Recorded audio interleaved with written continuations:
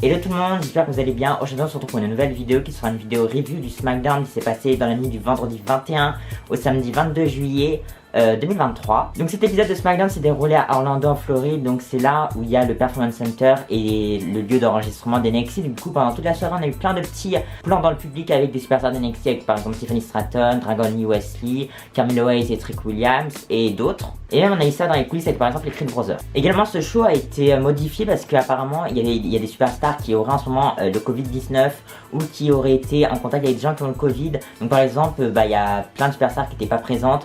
Après voilà, je sais pas si c'était vraiment la vraie raison. J'ai mis une rumeur sur ça, comme quoi il y avait plein de superstars qui avaient le Covid, mais est-ce que par exemple si Bianca n'était pas sur le show, et si c'est à cause de ça, je sais pas. Le show il a commencé avec le deuxième Fatal 4-Way pour être challenger numéro 1 au titre de champion des États-Unis de Austin Theory. Donc c'était Santos Escobar contre LA Knight, contre Cameron Grimes et contre Rey Mysterio. Au bord du ring il y avait Austin Theory et Austin Theory l'a servi un petit peu parce que d'habitude les superstars qui sont au bord du ring mais qui sont pas la table des commentateurs, ils servent à rien, mais Austin Theory a un peu servi. Donc le match, je l'ai trouvé un peu chelou. En fait, je trouvais que c'était la bonne action, mais c'était assez bizarre parce que ils avaient pas une alchimie tous les quatre ensemble. Déjà quand j'ai vu l'affiche la semaine dernière, je me suis dit waouh, c'est quoi ce truc? T'as LA Knight et Cameron Grimes, ils ont une bonne alchimie tous les deux, ils sont déjà affrontés un leader match et tout, c'était plutôt cool. T'as Sheamus dedans et t'as Rey Mysterio. Enfin, vraiment, c'était un peu chelou comparé au Fatal 4-Way de la semaine dernière que moi j'ai kiffé. Lui, j'ai trouvé bien, mais un peu un peu bizarre. Moi personnellement, je mets 7,5 sur 10 à ce combat. Je l'ai trouvé bon, hein. Mais je sais pas, il y avait des trucs des fois, c'était assez chelou, des spots un peu bizarres, même des fois on comprenait pas trop où ça voulait aller, mais le match était quand même bon, il y a eu des bons spots. Et on va parler surtout de la victoire de Rey Mysterio. Et déjà il y avait des rumeurs comme quoi il voulait mettre un latino champion, je sais pas quoi, je sais plus qui a rapporté ça. Et je me suis dit c'est forcément Santos Escobar, mais je me suis aussi dit peut-être que c'est Damian Priest et que cette rumeur peut nous dire que Damian Priest va réussir son cash-in. Mais bon, ça va être sûrement soit Santos, soit Rey Mysterio. Donc Rey Mysterio qui a gagné ce match. Parce qu'en fait à un moment Rey il a une altercation avec Austin Theory à l'extérieur du ring, et il y a Santos qui est venu parce que oui, Austin Theory il avait balancé Rey Mysterio dans l'escalier. Santos il est venu faire le save. Je me suis dit yes, merci Austin Theory, c'est fini pour Rey Mysterio, parce que j'avais trop peur que LA Knight ne gagne pas, mais ça a servi à rien parce qu'il y a eu le Brock Kick, il y a eu plein de trucs, bref LA Knight il a même pas gagné. Victoire de Rey Mysterio. Alors je suis content qu'on ait Rey Mysterio contre Santos Escobar. Déjà pour moi Santos Escobar c'était le mec qui doit battre Austin Theory pour le champion des États-Unis si LA Knight ne gagnait pas la mallette. Sauf LA Knight il a pas gagné la mallette. Non, si LA Knight gagnait la mallette, pardon. Sauf que LA Knight il a pas gagné la mallette. Donc pour moi c'était lui qui allait chercher le titre qui allait aller chercher le titre des États-Unis, mais non. Et donc apparemment il y a une autre rumeur qui nous a dit que LA Knight il va être push après SummerSlam. Sauf qu'en fait on nous a dit à WrestleMania qu'il va être push après WrestleMania, à Money in the Bank qu'il va être push après Money in the Bank. Et maintenant à SummerSlam on dit qu'il va être push après SummerSlam. Franchement moi je n'ai plus rien à foutre. Leurs rumeurs je m'en fous, et WWE je sais pas ce qu'ils font. Mais franchement mettre le titre de champion des États-Unis sur LA Knight, c'était pas, je pense pas que ce soit un truc si compliqué. Le mec il est super over. Franchement moi ça m'a juste saoulé. Là j'ai envie qu'Austin Theory conserve, parce que plus tard dans la soirée on va avoir un match avec Santos Escobar et Austin Theory, je vais en reparler. Enfin pour moi c'était un peu chelou déjà cet épisode. Et LA Knight il était là surtout en fait pour mettre du star power et avoir des réactions de la foule. Parce que moi ça m'a fait un peu de peine pour Grimes, parce qu'il a fait son entraîne, il n'y avait aucune réaction de la foule. En même temps le mec il est pas bien construit. Ses premières semaines c'était plutôt cool hein, mais après c'était nul. Moi franchement j'ai le seum. Mais Rey Mysterio Santos ça va être bien, il y a une histoire derrière et tout.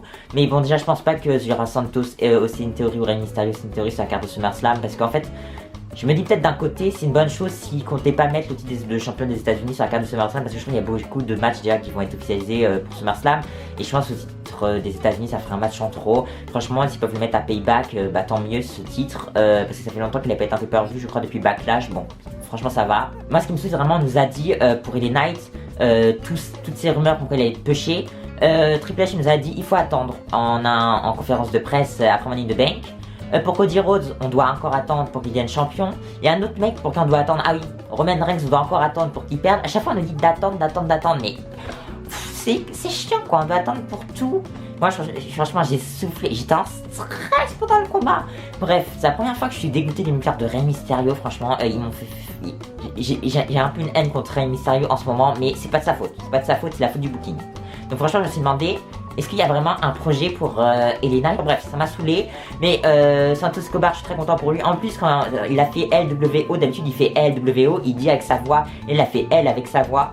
Et après, le public a fait WO, la foule qui réagit à Santos, je suis super content pour lui.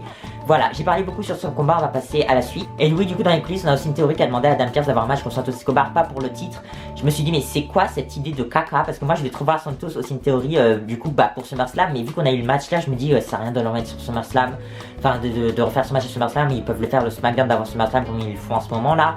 Ils mettent beaucoup de matchs de championnat, juste le show, le SmackDown d'avant, le pay-per-view. Bref, ils peuvent faire ça, je pense, pour Santos Escobar aussi une théorie. Parce que pour moi, c'est Santos Escobar qui va battre Rey Mysterio la semaine prochaine.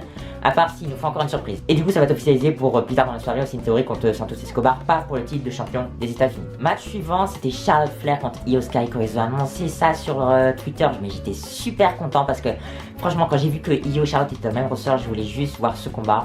Parce qu'en fait, pour moi, je kiffe Charlotte et j'adore Io Sky. Et nous ont offert vraiment un super combat. Je mets 8,5 sur 10. Je pense que ça aurait pu être mieux parce que Charlotte, déjà, quand elle catch pas en pay-per-view, c'est un peu mitigé, on a l'impression qu'elle a fait ses moves à moitié et tout. C'était un peu lent à certains moments, mais j'ai vraiment adoré ce combat, il était vraiment super bon. Bayley, qui s'est blessée à un live event, elle n'avait pas de genouillère ou de truc du genre, elle est venue commenter à la table des commentateurs, elle a marché normalement et tout, donc ça me rassure, je voulais pas que Bayley soit blessée.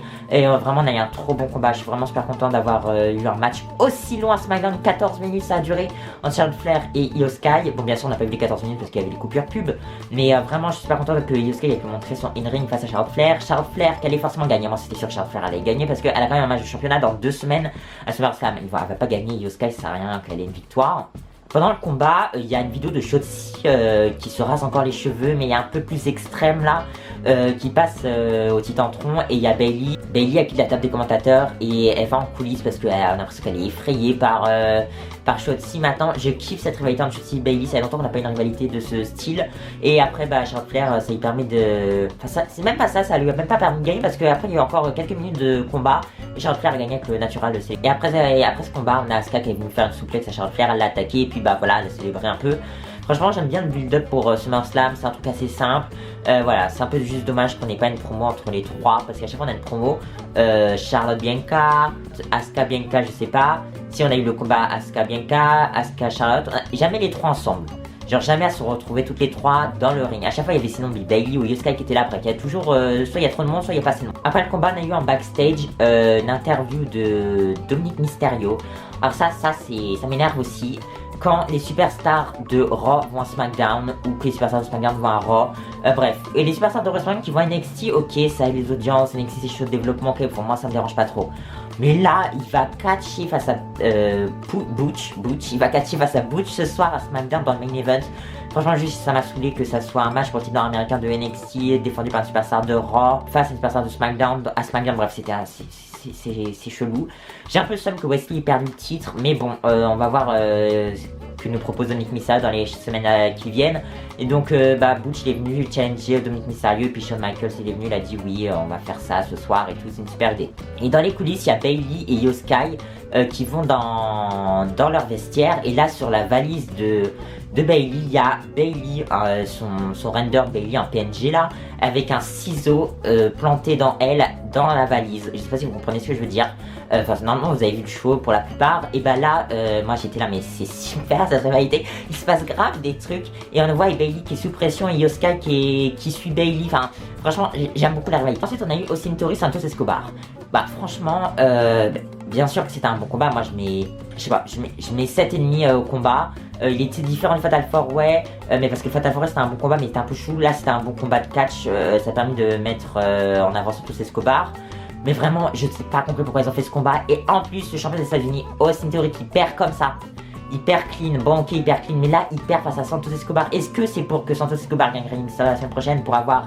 Est-ce que Santos Escobar peut rebattre Austin Theory? Parce que si c'est ça, à chaque fois quand il fait les rivalités comme ça, bien sûr que non, Santos Escobar ne va pas battre Austin Theory 2 fois. Donc, franchement, je sais pas. Franchement, là, je voulais voir Austin Theory qui perd le titre des États-Unis, mais là, j'ai pas envie de le voir perdre en fait. Je sais pas, franchement, ça m'a saoulé. Je sais pas pourquoi ils ont rajouté ce combat. Ils auraient pu faire autre chose avec Grayson Waller et AJ Styles. Pourquoi ils ont pas fait Grayson Waller et AJ Styles avec Karen Cross qui a attaqué AJ Styles? Et puis voilà. Comme ça, Chris Waller il peut avoir une victoire, j'en sais rien. Mais ils auraient pas dû faire ce combat, je pense. Mais bon, c'était un bon combat, hein. J'ai aucun souci là-dessus, mais c'est juste après, c'est un peu chelou parce que, imaginons Santos, il va réaffronter Theory plus tard.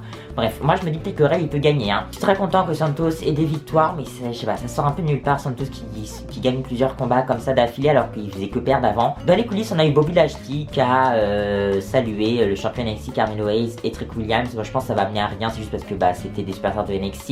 Mais voilà, j'ai hâte de voir la suite avec les Street Profits. Là, la semaine prochaine, j'espère on aura une suite un peu plus qui avance un peu parce que bon, on a rien eu cette semaine. Enfin, le main event avant le segment de Roman Reigns. Dominic Mysterio contre Butch. Franchement, moi, Dominic dans le ring, c'est pas trop mon truc. J'ai beaucoup aimé s'arrêter face à Rey Mysterio et tout. Mais là, je sais pas, j'ai un petit blocage, je sais pas c'est quoi. Le combat, j'ai pas trouvé si mauvais. Hein, je mets 6 sur 10 pour le combat, mais en fait, c'était le plus important, c'était autour du ring. C'était pas vraiment le in-ring. J'ai Rhea Ripley qui donne une chaîne à Dominic. Non, mais elle me tue. Elle sait très bien faire son business hein, avec Dominic Mysterio, mais quand ça vient dans la division féminine, elle sait pas bien faire le business. Bref. Là, elle a donné une chaîne à Dominic. Moi, ça m'a fait rire parce que je me dis, mais ça, pourquoi donner une chaîne? Et je voulais trop qu'il gagne avec cette chaîne parce que je me dis, mais ça serait génial. En fait, c'est trop bête de faire ça. Et je me dis, c'est une super idée. Mais non, l'arbitre, il l'a vu. Après, il y a, pendant le combat, il se passe un truc. Il y a Ridge Holland qui arrive. Il vient juste soutenir Butch parce qu'il y avait arrivé du côté de Dominic. Et après, il y a Pretty Deadly. Donc, il y a Elton Prince. Je crois qu'il s'appelle comme ça, qui est blessé à l'épaule, qui vient sur un fauteuil roulant. Franchement, moi, je vous dis, le meilleur de ce combat, c'est autour d'une ring. Moi, ça m'a. Il est blessé à l'épaule, il vient en fauteuil roulant. Mais c'est cool qu'on voit Pretty Deadly quand même à la télé parce que j'avais peur qu'il disparaisse des écrans parce que Elton il est blessé. Ça serait bien que la semaine prochaine par exemple on ait une sorte de série un peu comme à la Randy Orton qui nous disent des news sur la blessure de Elton. Comme ça on peut voir l'avancée.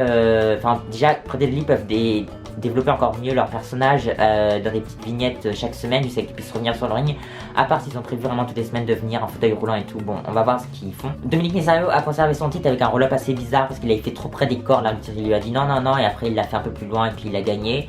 Et à la fin, je sais plus trop ce qui se passe, mais Elton se lève de sa chaise et court parce que son pote aux cheveux bruns, putain, je sais plus du tout son nom, il s'est enfui parce qu'il était entouré par les Brawling Brutes là.